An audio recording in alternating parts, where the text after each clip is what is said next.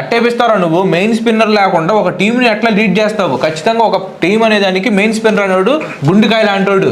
అంటే 20 మ్యాచ్ల్లో 16 మ్యాచ్లు గెలిస్తే గానీ ఇది అది టాస్ ఉంటది. టాస్ ఎవరు గెలిస్తే వాళ్ళు విన్నర్. అది ఎందుకు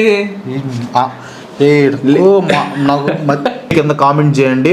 ఎవరు ఓడిపోతే ఏ ఛాలెంజ్ చేయాలని కింద కామెంట్ చేయండి. అవన్నీ చూసి ఒకటి బెస్ట్ పిక్ చేసి వాళ్ళ పేరు కూడా చెప్పి ఆ ఛాలెంజ్ చేస్తాం. ఏంది ఇంకా రాలేదు? హలో, ఎక్కడా? మార్కెట్ దగ్గర ఉండాలి. మార్కెట్ ఏందా? వీడియో చేయాలైతే మార్కెట్లో ఏం పని? కాకరకాయ కొంటానికి వచ్చా. కాకరకాయ దేనికి? చిన్న పన్ను ఉందిలే, వచ్చావు చెప్తా. కాకరకాయ దేనికి? సర్రా తొందరమ్మా. వస్తున్నా. కాకరకాయ ఎందుకు ఇప్పుడు? 2 మ్యాచ్లు ఓడిపోయి సంగతి ఏముంటుంది? కాకరకాయ 2 మ్యాచ్లు ఓడిపోయి కాకరకాయ తినమంటాం ఏంది? 2 మ్యాచ్లు ఓడిపోతే ఆ 2 మ్యాచ్లు మనం పందెం ఏం పెట్టుకోలేదు కదా. 2 మ్యాచ్లు నువ్వు రాలేదు. నువ్వు ఓడిపోయిన తర్వాత అండర్ గ్రౌండ్కి వెళ్ళిపోయావు. ఆర్సీబీది గెలిచింది మ్యాచ్. కాకరకాయ జ్యూస్ తాగాలి. నేను 2 మ్యాచ్లు ఓడిపోయాను కాబట్టి కన్స్ట్రక్షన్ కింద కాకరకాయ తీసుకుని వచ్చా. లేదంటే జ్యూస్ పెట్టి మొత్తం లోపల మొత్తం మానిచ్చేవాడు లోపల. నువ్వు 2 మ్యాచ్లు అయిపోయింది కదా, ఇంకా అది పోయింది కదా, వదిలేయచ్చు కదా. సరే, ఒక పని చేద్దాం క్రాంతి. ఆ 2 మ్యాచ్లు పోయినాయి కదా, ఈ కాకరకాయ నువ్వు తినొద్దు. ఆ 2 మ్యాచ్లు క్యాన్సిల్ చేసేద్దాం. ఎందుకని మేము బొక్ అంటది. ఛాలెంజ్ అన్నప్పుడు ఛాలెంజ్ చేయాలి. నువ్వు ఒక మనిషిగా, ఒక ఇదిగా, ఒక స్వరూప సమర్గత్ర అత్తుగా నువ్వు చేయాలి. దాన్ని ఛాలెంజ్ యాక్సెప్ట్ చేసి తినాలి. నేను తాగాను కాకరకాయ జ్యూస్, నేను తాగాను. నువ్వు కాకరకాయ జ్యూస్ తాగాలి. సరే, వద్దనుకుంటే పక్కన పెట్టేసి 2 పాయింట్లు తీసేద్దాం. వద్దనుకుంటే పక్కన పెట్టేసి 2 పాయింట్లు తీసేద్దాం. మగోడు పద్ధతి కాదు. అదేంది గాయస్? ఇప్పుడు ఛాలెంజ్ అన్నాక ఛాలెంజ్. సో నువ్వు రాలేదు, నువ్వు రాకుండా ఛాలెంజ్ చేయలేదు. వీడియోలో నువ్వు చెప్పలేదు. నువ్వు అండర్ గ్రౌండ్ వెళ్ళిపోయావు. అది నీ బాధ, నీ పర్సనల్ ప్రాబ్లమ్స్ వల్ల నువ్వు అండర్ గ్రౌండ్కి వెళ్ళావు. మాకెందుకు అవన్నీ? వాటర్ బాటిల్లోనో అది తీసుకుంటాం. కుళ్ళిపోయినట్టుందిగా. కుళ్ళిపోయినట్టుందా? అయినా పర్లా, తిను. ఇంకా బాగుంటుంది. ఇంకా ఛాలెంజ్ రసవత్తరంగా ఉంటుంది కదా. కూల్ డ్రింక్ కూడా తెచ్చుకున్నావు నువ్వు ముందుగానే. ఎప్పుడు చూడు ఈ కూల్ డ్రింక్లు. నార్మల్గా తాగడానికి తెచ్చుకున్నాను. నార్మల్ తాగితే నాకు ఆ కవర్ తీసుకో. ఏంది కవర్ తీసుకుని? తిను, మొత్తం తినాలా, మింగాల కొంచెమైనా. కొంచెం మింగిన తర్వాత ఏమేమి చేసుకోను. అదేంది చిరుకొరుకుడు? ఏంది మొత్తం గిడదా తినాలి? అట్లీస్ట్ పావు భాగం గైస్, పావు భాగం ఏం తినాలి. అదేంది అట్లా ఉయ్యి బాగా కట్టబడితే అట్లా కవర్ ఒకటి తీసుకొచ్చా. డీసెన్సీ, డిగ్నిటీ మెయింటైన్ చేయి.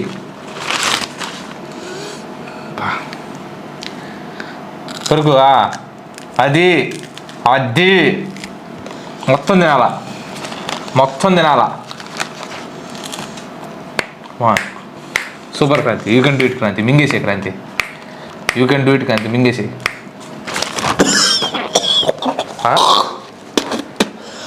అది జస్ట్ కాకరకాయ ఏందో పెద్ద ఇదిలాగా బిహేవ్ చేస్తున్నాడు. మొత్తం అంతా చండాలని తీసాడు. అబ్బాకి అబ్బాయి ఏముంది? కాకరకాయ చేతి తింటే మంచిదిరా. నీలో ఉన్న విషం మొత్తం బయటికి పోయిద్ది ఆ చేతి తింటే. ఇలాంటి పెట్టబాకే చాలా వరకు మరెవడు కాకరకాయ ఛాలెంజ్ పెట్టింది తక్కువ. కాకరకాయ ఛాలెంజ్లు, మిళిమితమైన ఛాలెంజ్లు. కడుపులో తిప్పిద్దుండు, కాసేపు వెయిట్ చేయి. కడుపులో తిప్పిద్ది, అప్పుడు తెలిసి వచ్చింది నీకు.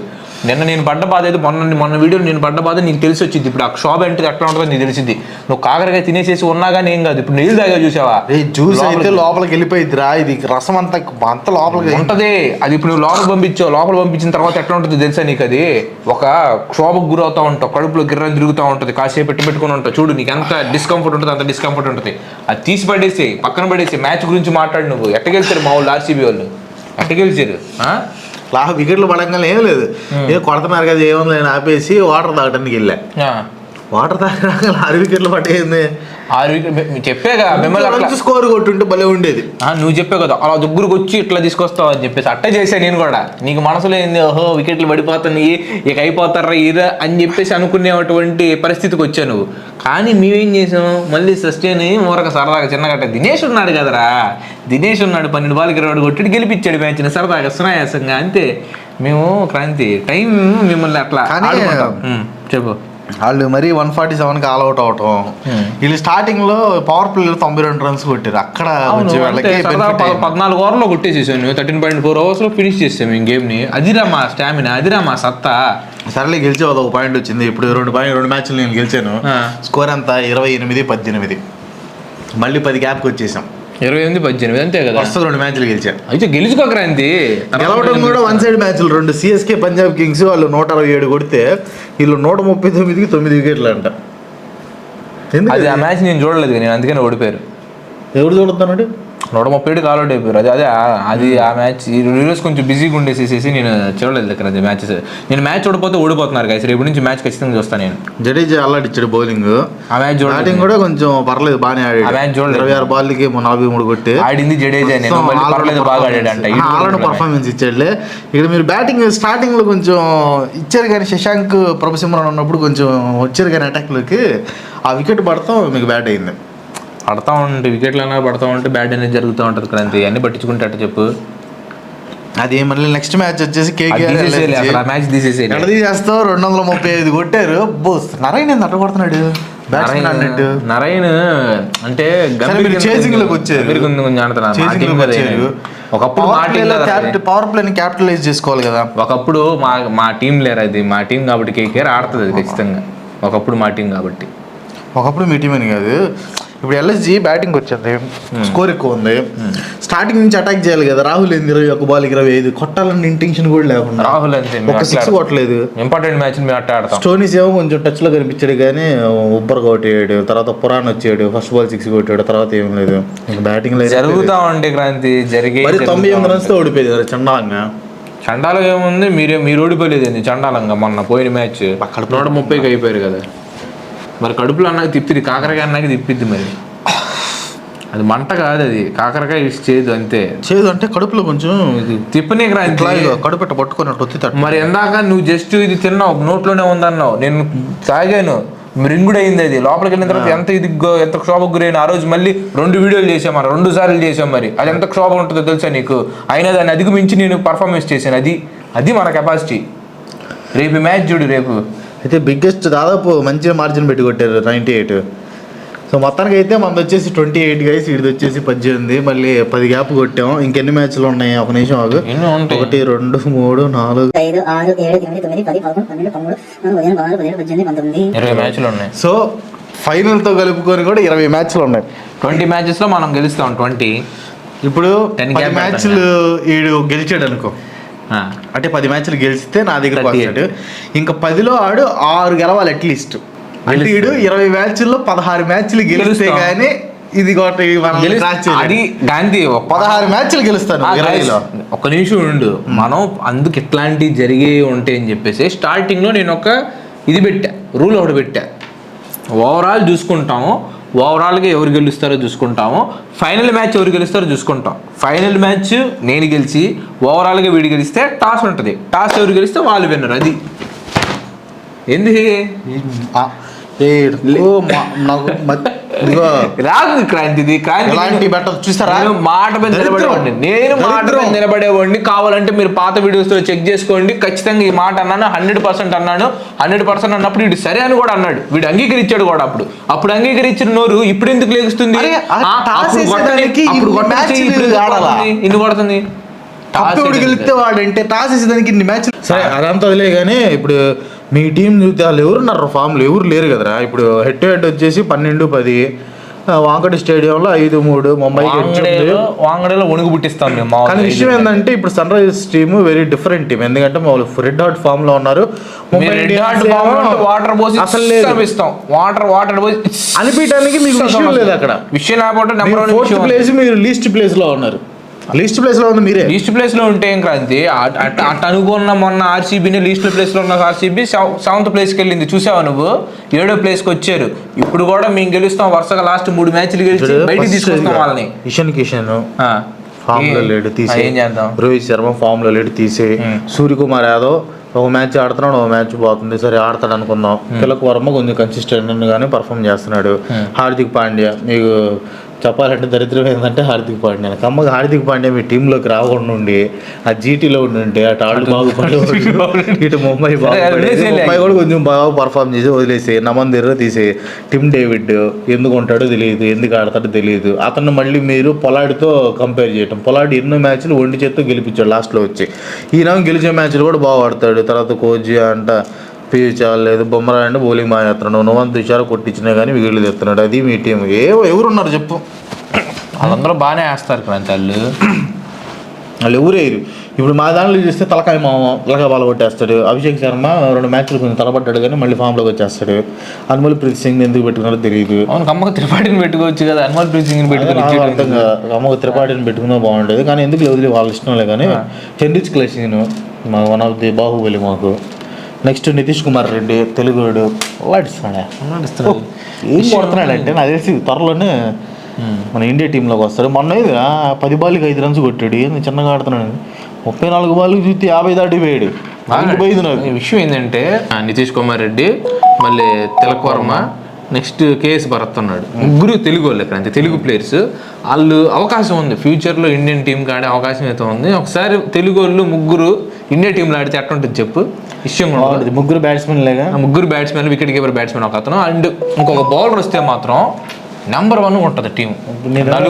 నలుగురు బౌలర్స్ అంటే బౌలింగ్ అప్పుడు ఐ గివ్ అప్ కానీ, లేకపోతే మేబీ నేను ఇండియాకి బౌలింగ్లో ఆడేవాడినా కానీ వద్దులే మాకు ఎందుకు వద్దు. స్కూల్లో నేను right arm medium right arm fast medium అల్లాడిచ్చాడు. బాల్ మామూలుగా వేసేవాడిని కాదు. తర్వాత ఎందుకు స్పిన్ కి స్పిన్ కి వచ్చేసాను.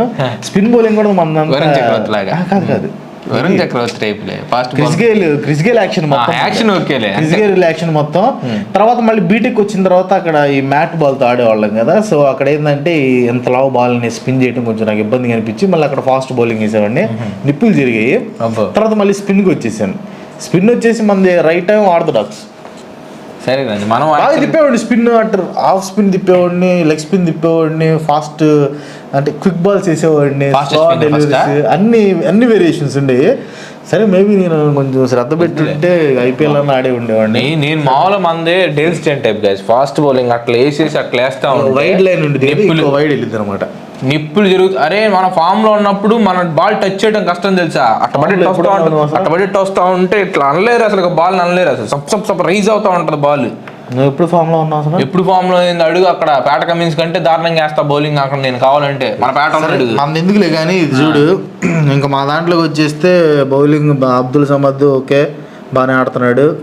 షహబాద్ అహ్మద్ కూడా పర్లేదు. మార్కో ఎన్సన్ ఎప్పుడు ఆడుతాడో తెలియదు. పేట కమిన్స్ సైలెన్స్ చేపిస్తాడు, మొత్తం సైలెన్స్. భువనేశ్వర్ కుమార్ మొన్న మ్యాచ్ ఆర్టికల్ పిచ్చారు మీరు చూసి. భువనేశ్వర్ కుమార్ కొత్త బాల్ స్వింగ్ చేస్తుంటే ఎంత బాగుంటుంది చూడటానికి. బ్యూటిఫుల్ సైట్ రా. ఫాస్ట్ బౌలింగ్ లో భువనేశ్వర్ కుమార్ కొత్త బాల్ ని స్వింగ్ చేస్తుంటే it's wonderful to see. Next Natarajan కూడా బాగానే వేస్తారు అన్నట్లు కూడా.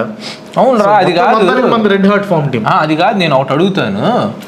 మీ మేనేజ్మెంట్ ఏం చేస్తుంది అసలుకి ఆ మ్యాచ్ అక్కడ మన అశ్విన్ నిప్పులు చెరిగిచ్చాడు అంటే స్పిన్కి అంత బాగా అనుకూలిస్తుంది అది.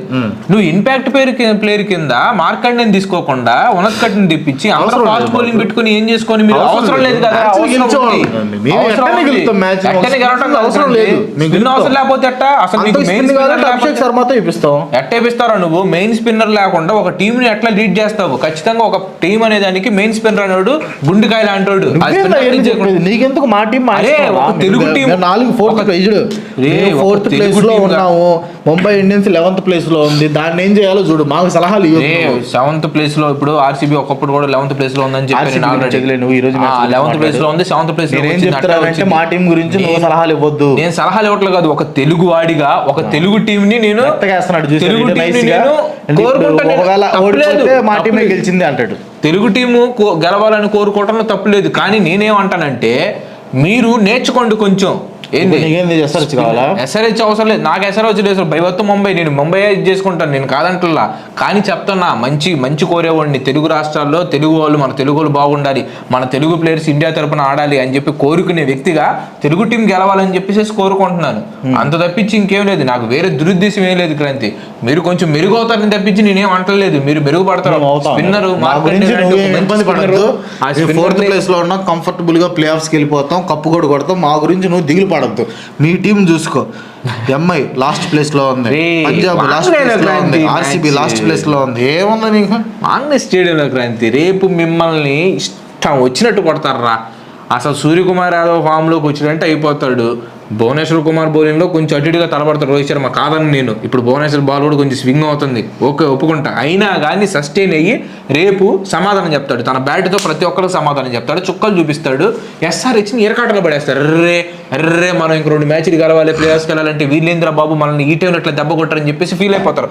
విలువలాడిపోతూ ఉంటారు చూడు. కావాలంటే అయిపోయింది చెప్పు, ఇంకా మాట్లాడుతాను. నాకు సస్టైనబిలిటీ స్టామినా ఉంది, సత్తా ఉంది నాకు. రేపు గెలిచేది ఎస్ఆర్హెచ్, దానిలో నో డౌట్లే. కానీ ఎస్ఆర్హెచ్ ఫ్యాన్స్ ఎవరైతే ఉన్నారో లైక్ కొట్టేసి కింద మీరు ఇంకోటి నేర్చుకోవాలి. కాదు మీరు ఇంకోటి తెలుసుకోవాల్సింది ఏంటంటే, సైలెన్స్ అనే పదాన్ని ఎప్పుడైతే మీరు పక్కన పెడతారో అప్పుడు మీ టీం బాగుపడింది. మాది ఆల్రెడీ బాగుపడింది. బాగుపడాల ఇండియా ఆ మాట అనబాకండి మీరు. అది ఆస్ట్రేలియా టీము ఇండియా టీంని సైలెన్స్ చేస్తానని చెప్పేసి సైలెన్స్ చేపించింది. అది మానసిక మేము ఎంత క్షోభకు గురేమో మాకు తెలిసేది. మా గుండెల్ని దెబ్బతీసినటువంటి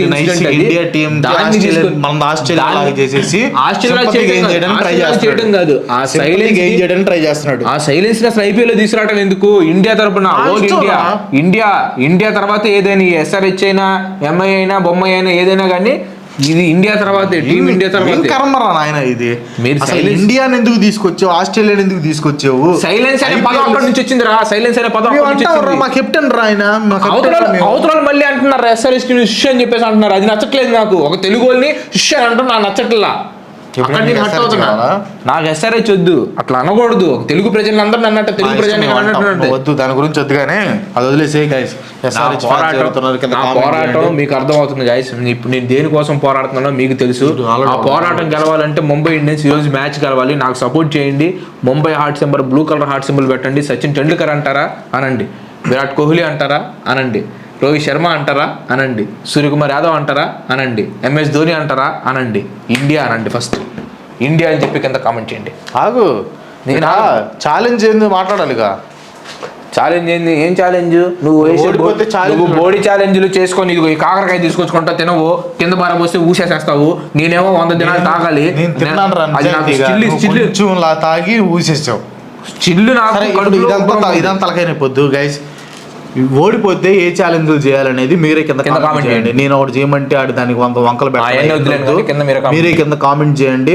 ఎవరు ఓడిపోతే ఏ ఛాలెంజ్ చేయాలని కింద కామెంట్ చేయండి. అవన్నీ చూసి ఒకటి బెస్ట్ పిక్ చేసి వాళ్ళ పేరు కూడా చెప్పి ఆ ఛాలెంజ్ చేస్తాం. సో ఖచ్చితంగా కింద కామెంట్ చేయండి, ఎందుకంటే మనం మ్యాచ్ లోపలే అన్ని అరేంజ్ చేసుకోవాలి కాబట్టి ఫాస్ట్ కామెంట్ చేసేయండి. ధన్యవాదాలు. Thank you so much. Bye bye.